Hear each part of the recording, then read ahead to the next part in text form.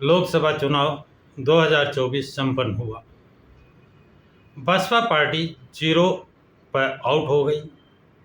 Vote percentage में भारी गिरावट आई। जो बसपा के लोग मंडल व्यवस्था और कोऑर्डिनेटरों से शिकायत करते थे, इनकी शिकायतें थी, उस पर उस समय ध्यान नहीं दिया गया। लेकिन चुनाव परिणाम देखकर लगा कि ये शिकायतें सही थी और ये शिकायतें सही मानकर मंडल व्यवस्था और कोऑर्डिनेटर व्यवस्था समाप्त कर दी गई। उसकी जगह सेक्टर व्यवस्था लागू की गई है। इस पर जब पुराने बसपाइयों से और कैडर के लोगों से वार्ता की गई तो उन्होंने बताया कि जो पदाधिकारी खिलाड़ी मंडल व्यवस्था में थे, जो पदाधिकारी और खिलाड़ी कोऑर्डिनेटर व्यवस्था में थे, वही खिलाड़ी सेक्टर व्यवस्था के खिलाड़ी हैं। तो परिवर्तन क्या हुआ? नाम बदल गया, काम तो उनका वही रहेगा। और इस काम को क्या जनता पसंद करती है? इस काम को क्या छोटे पदाधिकारी पसंद करते हैं? ये एक विचारणीय प्रश्न है। अब जब जनता पसंद नहीं करती है, छोटे पदाधिकारी पसंद नहीं करते हैं, क्योंकि ये इन पदाधिकारियों को नवरत्न कहा जाता है और ये तानाशाह से कम नहीं किसी से। आम जनता से मिलना तो बहुत दूर की बात है, ये अपने नीचे के पदाधिकारियों से सीधे मुंह बात नहीं करते। ऐसा लोग कहते हैं, बताते हैं, जिसके कारण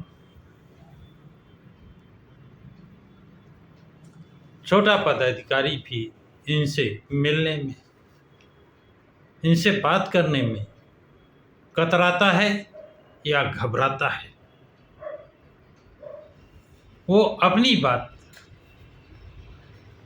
नहीं कह पाता है। उसे ये भी डर सताता रहता है, यदि मैं अपने क्षेत्र की, अपने अधिकारियों की हकीकत बताऊंगा तो मुझे पार्टी के बाहर का रास्ता दिखा दिया जाएगा। इस डर के कारण, इस भय के कारण वो शांत रहता है और ये कहता है चुनाव आने दो, परिणाम अपने सामने आएगा। वो अपना पद बचाने के लिए पार्टी का कितना बड़ा नुकसान कर रहा है, इस बात को उसको सोचना चाहिए। उस सच्चाई को उच्च पदाधिकारियों तक, बसपा सुप्रीमो मायावती तक किसी न किसी माध्यम से, किसी न किसी सूरत में पहुंचाना चाहिए। और बसपा सुप्रीमो के नॉलेज में इस तरह की बात पहुंचने पर और सच्चाई होने पर उसके खिलाफ कार्रवाई जरूर होती है। लेकिन बहुत लोग सवाल उठा रहे हैं,